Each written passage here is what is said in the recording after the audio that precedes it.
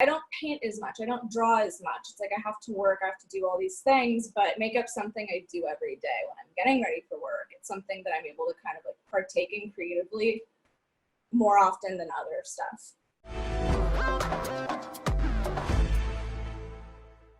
Hello friends, I'm here today with Gigi. Gigi is one of our jewelry specialists here at Avanti, and they have some really fun perspectives on self-expression and makeup, as well as piercing and tattoos, and I'm so excited to hear their perspective on it all.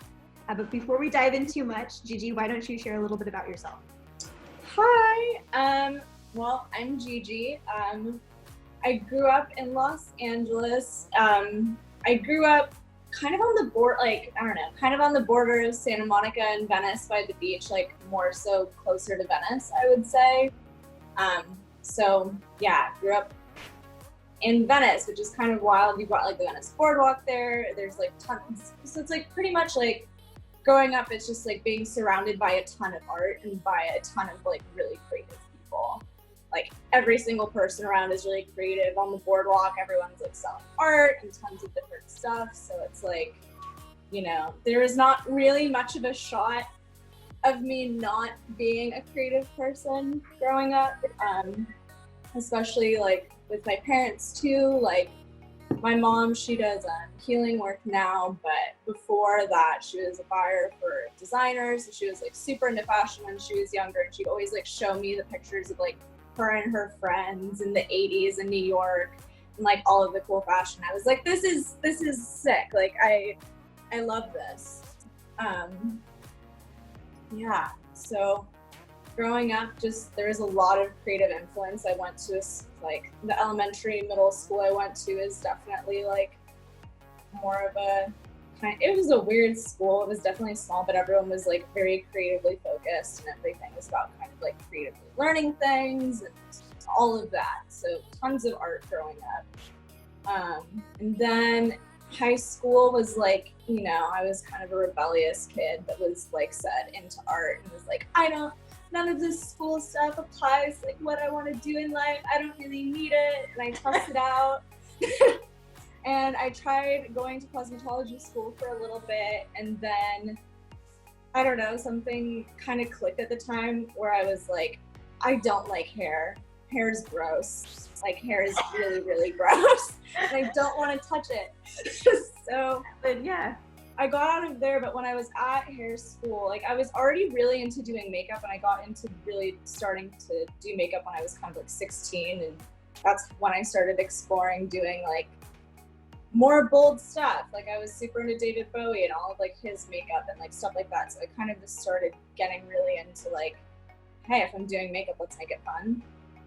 But when I was in cosmetology school, it was really cool because a lot of people there, they were wanting to do hair and makeup. So there's a lot of talk about makeup, and everyone there really appreciated it. Like when I was in high school and stuff like that, like people, I never really got recognition from people like I knew in person about like what I was doing makeup wise or what I was doing with anything with my look. Like now how I dress is, I guess, considered kind of trendy, but it wasn't necessarily that at the time. Like at the time it was a lot of kids like being really, really mean. So it was really cool once I got into like cosmetology school, kind of like getting the recognition that like, hey, like I'm actually, like maybe I'm onto something. So when I was there, I was like, hey, you know what? Like I am like way more passionate about makeup than I am passionate about doing hair. So let's get out of here and let's go to makeup school. So I did, because in LA, there's like a few different types of like schools you can go to or ways to get like a makeup artist license. So there's like 2 3-day courses that you can take where it's like you do the 2-3 days and you have a makeup artist license and you're good to go. There's programs that are like maybe a month, maybe like a couple months that are a little bit more in depth and you're still getting your basic like makeup artist license. And then there's like these $20,000 like special effects academies that you're going to for like a year, which at the time, since I just dropped out of hair school and kind of lost a lot of money on that, I was like, all right, so we're not gonna do the year of special effects makeup. And I went to makeups. I did one of the programs that was like about a month long, because I was like when I was wanting to get the license, I was like, okay, I want to get the license, but I know there's definitely like stuff I need to learn in makeup. And soon after getting the license, I mean, because when I got this license too, I was like, I think I'd like maybe just turned 18 right before I got it. So then right afterwards, I was, I don't know, messing around, whatever. And I hadn't really done makeup on other people in a long time, and I kind of lost the touch of like doing it on other people. I've, you know, I'm still figuring out like what I want to do in life. You know, I'm kind of, that's one of the issues with growing up really creative and being thrown into like a billion different creative things, is that deciding on picking which one thing I want to focus all of my energy onto is kind of not it. Yeah, it's like daunting. At least right now, it's like I'm 21, I've got time, you know. Yeah. So I've been dipping into makeup, just fashion, just kind of anything, any area of which I can like be creative, I go for.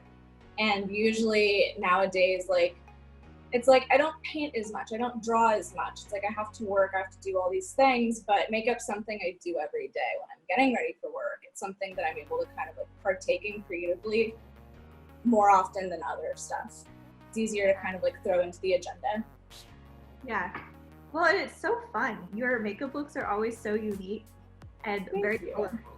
Thank you so much. Yeah. I'm like, I don't know, I'm always, you just wear them also like bravely, which probably just comes from like having to do it in high school and be like, this is who I am, and I've already faced the worst of it, so like. Yeah, no, that was, I'd gotten to a point, because high school kids weren't necessarily as mean to me as it was in elementary and middle school. And I'd gotten to the point of, it's like people were being so mean to me all the time, no matter like, it was literally one of those things, it was like no matter what I did, I tried dressing normal, I tried whatever, people were still mean and still mean and still mean. And there was a point where I realized, okay, you know what, like I can either like do, like not look the way I want to look and still have people be mean to me, or I can at least look the way I want to look and people are still going to be mean to me, but at least like I feel good, like I feel a little bit better in myself knowing that like I'm kind of expressing my own identity, and if people are being mean about that, then you know, it says more about that. It does. I mean, it says more about other people, but it's also one of those things where it's just like,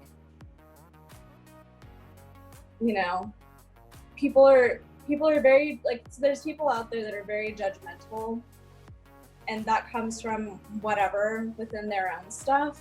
But like if I can try and make myself feel better about myself when other people are being mean about it, it's kind of like, well, why do you care?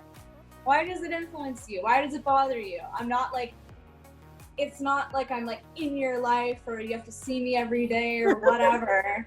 Like, just if you don't like it, don't look, don't interact. If you like it, don't look. Well, it's also, you know, coming from like an artistic perspective, you know, the art that makes a statement is the art that people have some sort of something for, you know, like it's either it bothers them or they like it. Yeah.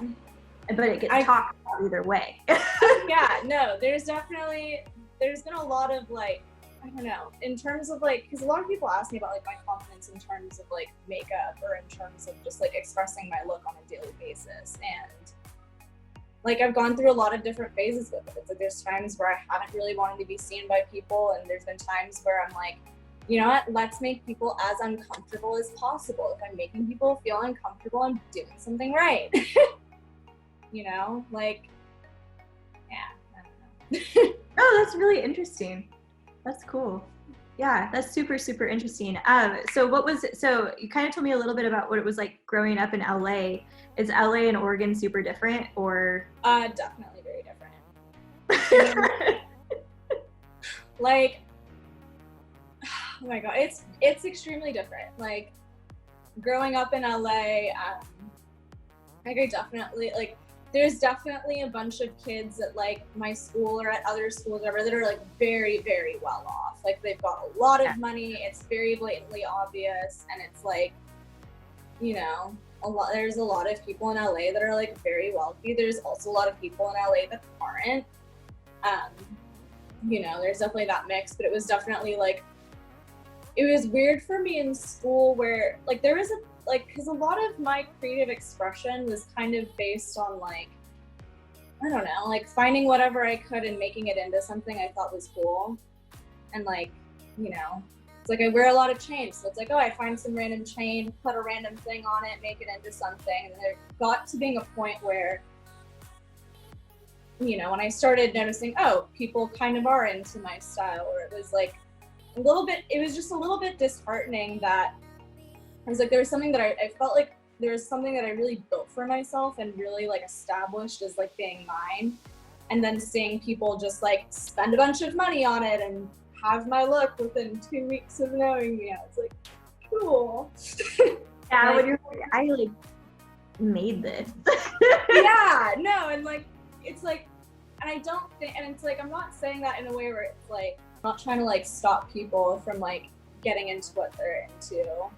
Well, I understand. Or anything, you know, like, and I don't discourage that. Like, if people are into a look, like, go for it, get into it. But it was just like, at the time, just because of the meaning it had for me at the time, it was just, it felt disheartening then. No, I so, that. When it's like, yeah. I took a class in college where we made wearable art, and yeah. I think I could understand where you're coming from with that perspective. Like, you know, you put pieces of yourself into it, and so when you were wearing it or when you're rocking a specific style, for you in that time, it was a reflection of what was maybe going on inside. And so yeah. It's kind of like you fought for that, you know, like that's yeah. And when you see someone else wearing it, I could understand how that might feel cheapened, you know, because you fought for that. Yeah. No. And then aside from that, though, there is also, you know, LA is LA. That's never going to change. So it was like, there was maybe a couple people that were doing the thing I just talked about, but it was mainly like a lot of people that are like super into like getting casted as like a model for like some huge modeling agency, or like being on some random like TV, like just like tons of random shit like that, where it was like, what? You know? Yeah. Like, I don't know. And then just, it's like the difference, like, I don't know, there's a lot of differences between LA and Oregon, and it's like I didn't really notice any of the things about LA until I moved here. Like, everyone there is kind of mean. It's kind of, and it's not like people are just like mean people, it's just like that's the like, you know, sudden reaction people tend to have for whatever reason. Is it maybe more competitive because everyone's doing more roles and things like that? No, it's definitely a really competitive feeling city. And it's definitely like, you know, you're not on the same path as me, just throw you away, toss you to the curb, like whatever, or like, I'm progressing and growing and like you're not growing at the same rate as me. So like, I think we just need to like not be friends anymore, even though it's like someone you've been friends with for like 10 years. Oh, wow. That's so, yeah. Like, I hope that's not everyone's experience. I hope not either, but there's, you know, I don't know. LA is just like, a lot of people are trying to get somewhere. So a lot, like, and not everyone's doing it in a way that's like necessarily conscious. Yeah. It's just like the place, maybe. Yeah. And I mean, there's a point at which I understand, and there's a point at which there's times where I miss it too. It's like sometimes I miss the like push to like do more. But yeah, the other thing that's funny is like no one really talks to each other. If you go out to like, if you go out to like a bar or like a club or something in LA, like you're most likely not gonna talk to anyone the entire night, except for maybe if you happen to know a couple people there, or if you showed up with people, maybe that's who you'll talk to. Usually if you show up with people, that's who you'll be spending the rest of the night with, and anyone else that you know you'll see for like 5 minutes. And other than that, people just don't really talk. Whereas in Oregon, you've made like best friends like with 4 people, 2 drinks in. Yeah, no, exactly. It's like I can't, like when I moved here and I was hauling all this stuff out of my moving truck, like, you know, small person, lots of stuff. I was like, and usually in LA, it's just like you know, I don't know, no one really say anything about it, or if anything, it would be like, you know, you might get a couple people like, get out of my way, or like, you're taking up this parking spot. Where here it was like, I'm trying to move all this stuff and I have like not five, that's maybe a huge exaggeration, but like I literally had like 3 people offering to like help me carry stuff like all the way up into the building. I was like, what the hell? You're like, why did you let my apartment? Yeah, no, like people are nice here. Like people talk to each other. Usually I wear, I always try to make sure I wear headphones with cords so that way people don't talk to me. I do that. If I need time away from other people, I'll pretend I'm busy. Yeah, but no, so like and usually that's because like in LA, it's like no one's really gonna talk to you on the street unless it's like, you know, some random person that quite frankly don't really want talking to you. So here I'll be like wearing headphones and someone starts saying something to me and I get really freaked out, and then it's someone being like, oh my god, I love your shoes, like your outfit's so cute, and I'm just like, thank you, I feel like a dick. That's what Anastasia said, because she lived in LA for a little bit, and she said, I came to Oregon and people are like, hello, I like your eyeshadow today. And she's like, why are you complimenting me right now? Yeah, no. It's definitely like it's definitely a lot friendlier here. And I think that's partially because there's less of that kind of like competitive energy. Like in LA, it feels like, it's like I've had friends where it's just like I haven't tried to be competitive with them, but like they have thought I've been trying to be, or they think I need to be better than, like that I feel as if I need to be better than them, or that it's something. I'm just like, I don't want that at all. I just want friends. I just want friends. And I know we have a similar look and, you know, we're both into the same things, but that doesn't mean I'm trying to compete with you. That just means that I'm happy that you're my friend because we have similar interests. You're like, I was bonding, but okay. Yeah. Like maybe I talk about myself a little bit too much sometimes, but who doesn't? Happens. Yeah, happens. That's just a person thing. Sometimes I'm like, did I talk about myself too much today? Yeah. So what, so did you, I guess you kind of answered this then.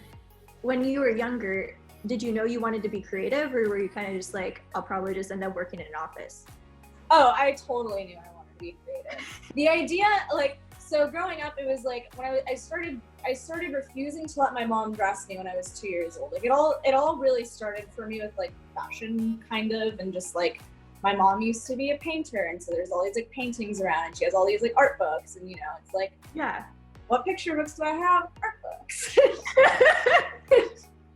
And yeah, so I always knew I wanted to be creative. Once I started getting to being like maybe 18 or 19, I was like, okay, you know, maybe the idea of like working in an office isn't the worst thing in the world. However, I've kind of curated my look in such a way up until this point where it'd have to be a really cool office. That's where I'm at too. I'm like, yeah, it'd be quite the office. Yeah, like, yeah. What advice would you give to someone who was interested in going to beauty school but wasn't quite sure? I would say, like, I mean, okay, I would say this. If you're wanting to do, like, I mean, and for the most part, if someone's thinking about doing a year-long program that are really into makeup and are really wanting to do it, and I would say go for it. Like, especially like if you're really wanting to like getting into like doing special effects and everything too is kind of just like, you know, so many people just like do special effects makeup to do random cool fun makeup for like daily wear.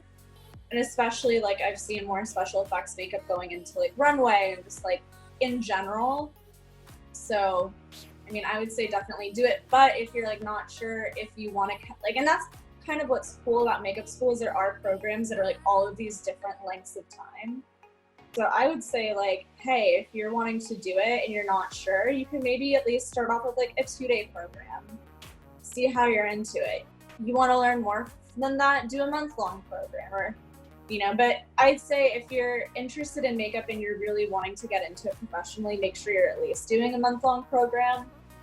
But otherwise, even if you're just someone that's like wanting to kind of improve your makeup skills or like learn a little bit more about it, doing a 2-day program might just like help, boost how you do your makeup on a daily basis or like stuff like that. So I think there's a lot of ways in which it can kind of be tailored to what you need.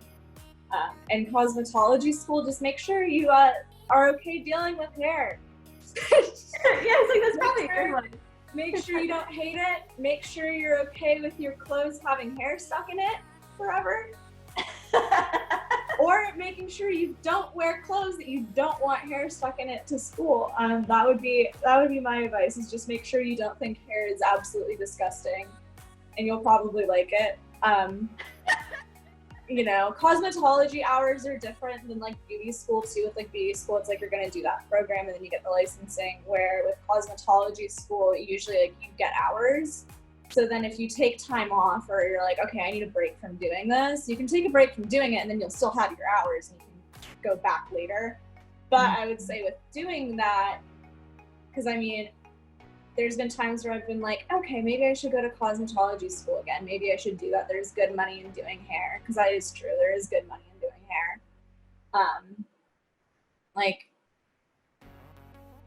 I tested, like when I was finished with, like when I decided to be a beauty school dropout, essentially, I was 17. So it's like, for me, it's now been like 4 years since I've gone. So there's a lot of stuff that I've forgotten. So it's like, if you're going back after a long time, just like know that like there will be stuff you forget. Yeah. And if you're wanting to get the hours later, like you're going to have to be doing a little bit of recap. Like there's a lot of stuff that's like still stuck with me, because it is like a muscle, like with doing hair, it is like a muscle memory thing. Kind of the same with doing makeup too. Like you're learning how to hold certain brushes and do certain movements. So, it's not going to be fully lost, and it's not fully lost, but there's stuff where I'm like, okay, I forgot like what this part of the head is called. I forgot how to like do as clean of section. Yeah. Stuff like that, where it's like, okay. Like I would say though, in terms of like things to learn about or like schools to go to or whatever, it's especially in terms of like certifications you can get for doing something creative, it's pretty low risk doing like a makeup class, in terms, as opposed to like trying to get like a 4-year degree from an art school. Yeah. I have that 4-year degree from an art school. I totally understand what you're saying. Yeah, so it's like, if you're looking for a creative outlet, you like doing makeup, like, hey, you can make good money doing makeup too. Yeah, there's a job there. You leave art school, it's like, okay, now the creative part is coming up with the job to go with the art degree. Yeah. What has it been like to work in a piercing studio then? Has it been like this similar creative outlet, or is it different? It's definitely a creative outlet. It's not the same for me as like, like nothing is the same for me as like dipping into eyeshadow, using brushes, or even just like painting. It's like I've always been into like painting and makeup and stuff like that. So the idea of like not being like hands-on and like kind of just like self-focused in that one thing in the same way, like nothing's ever going to be like makeup for me, essentially, like nothing's ever going to do that. But it's still like, it's creative in a different sense. It's like,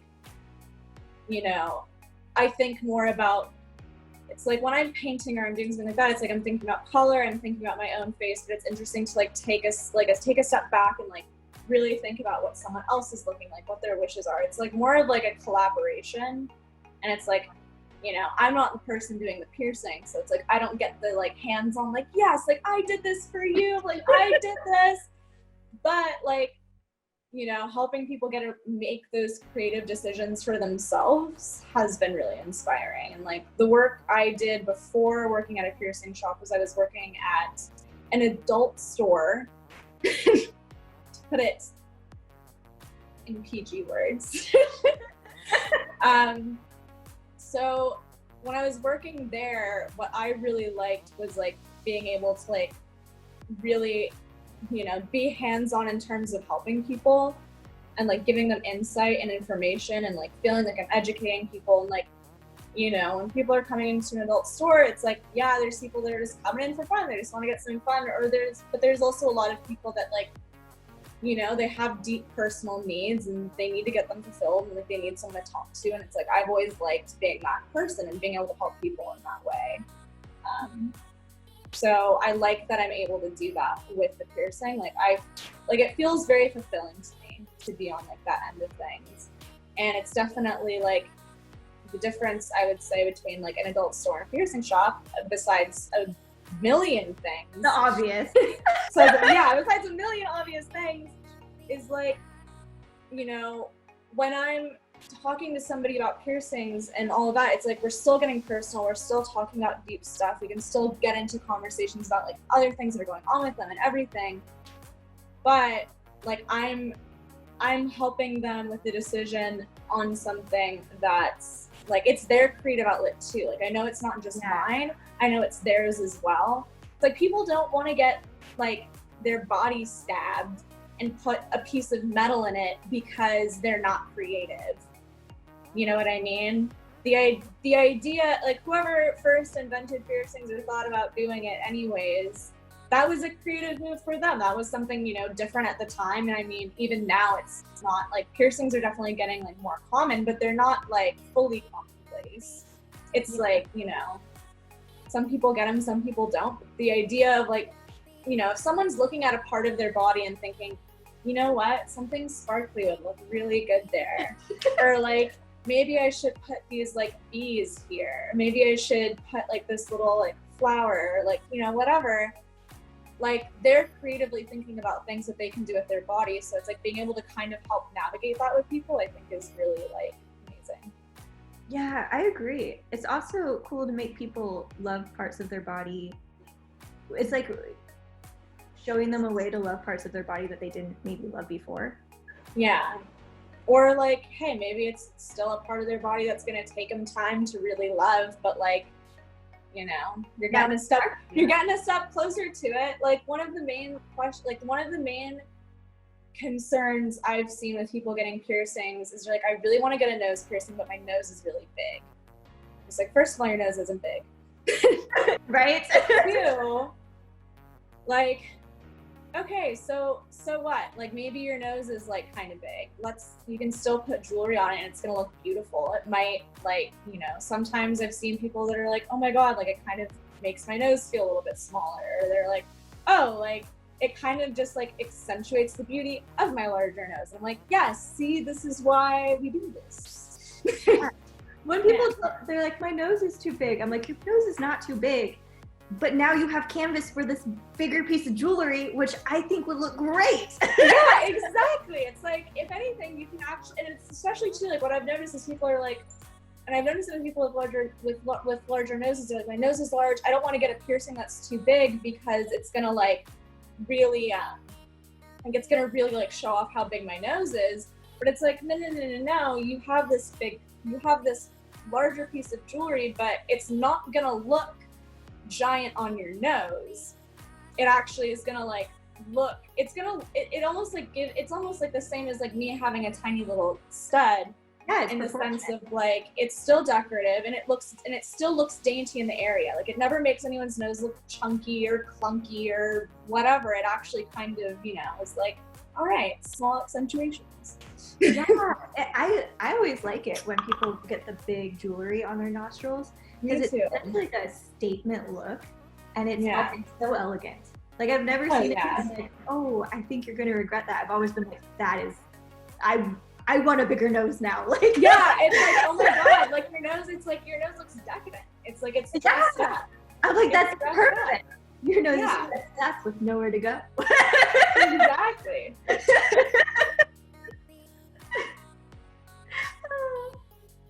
Well, before I leave you to enjoy your pink drink with your pink hair. Thank you.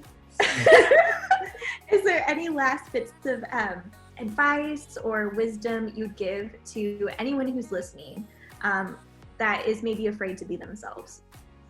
I would say just do it. It's like that it's like that Shia LaBeouf video where he's like, just do it. Which I had a friend send me the other day because I was like, I'm not sure if I should do this, and she sent me that video and I was like, you're right. You're right. But it's like, I mean, I know it's easier said than done for people. Like, if you're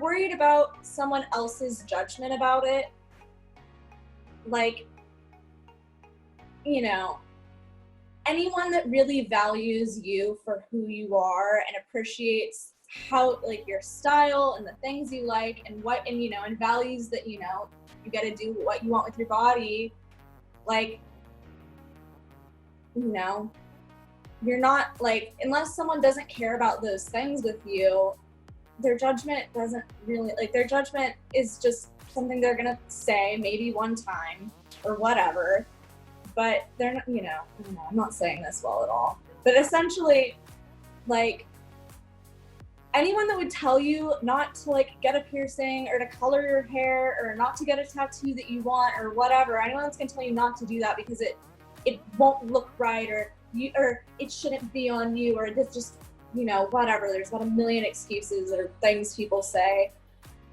Like, if they're gonna say that to you, then, like, you know, they're not valuing you for you. You know? So, like, you know, do you want to keep valuing the fact that they have those opinions, or do you want to value the fact that, like, hey, maybe your opinion on what you want to do with your body is, like, pretty cool? Yeah, it's yours. Like, own it, you know? Like, exactly. Yeah. That's awesome. Well, yeah. Thank you so much for your time today, Gigi. It was great to see you. Great to see you as well. I hope you have a great rest of your day. Thank you. You too. Bye. Bye.